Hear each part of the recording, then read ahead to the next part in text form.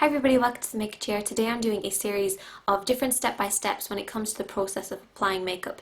Now the name of this video suggests which step we're at the moment, but if you want to have a look at all the other steps you can check the link up here which will take you to the playlist. Otherwise, just keep watching. So we've prepped our skin, we've applied our foundation, we've set it, and we've also applied some blush.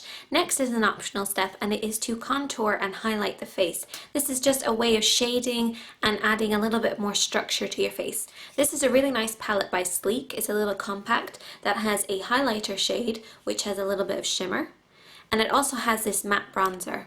Now this comes in a few different shades. I think this is number 1. This is the lightest shade that you can have, and it goes all the way up to dark, I think. So I would say to anybody is to find a really good matte bronzer. This is a really nice one. It's not too heavy, it's not too kind of intense, and it has absolutely no shimmer in it. The reason why you don't want shimmer is because if you're using it for contour, then you don't want to have any shimmer in it. Anything with shimmer attracts light. If you're trying to contour the face to slim it off, you want to use something matte. So if you find a bronzer that has a little bit of shimmer to it, it's usually used to kind of bronze the face, to add a kind of a sun-kissed kind of look to the face, whereas a bronzer that's matte is actually used more for contouring than to actually brighten and bronze the face up.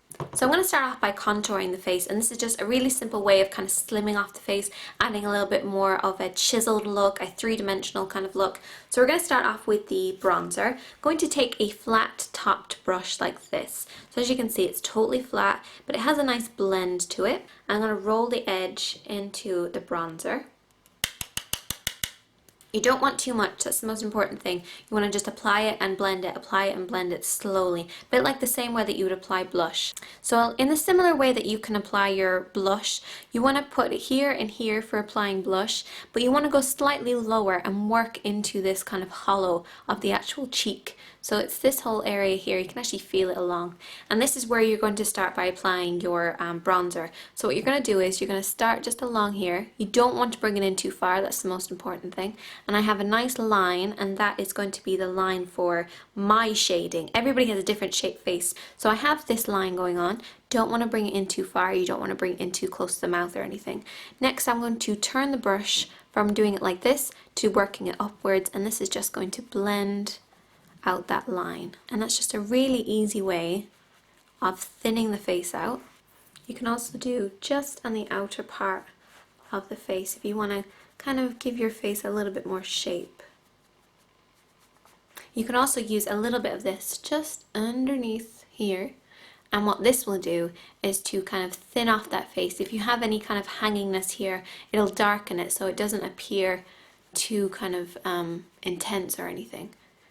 What shading and contouring does is basically add a shadow, and if you kind of have a look at somebody who has quite a thin face and they don't have any kind of excess skin underneath here, it's very kind of hollow. It looks a little bit dark here and it looks a little bit dark here. That's kind of the way that you want to follow with this. You want to make sure that you always blend everything that you put on the face, especially when it's a bronzer, because you don't want it to be kind of seen or anything like that. It should just be a very subtle hint. We're also going to do the top of the forehead, which is just something that I like to do because I have quite a wide topped forehead. I just want to make sure that I kind of blend it and blend the edges as well.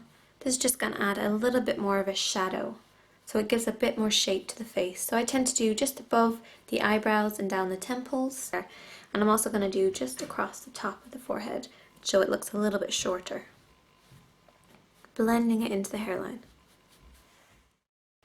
So that is this step completed. If you want to have a look at all the steps within this series, you can check the link up here. It's going to take you to the playlist where you can have a look at the other videos. I'm Sinead Katie, and thank you for watching.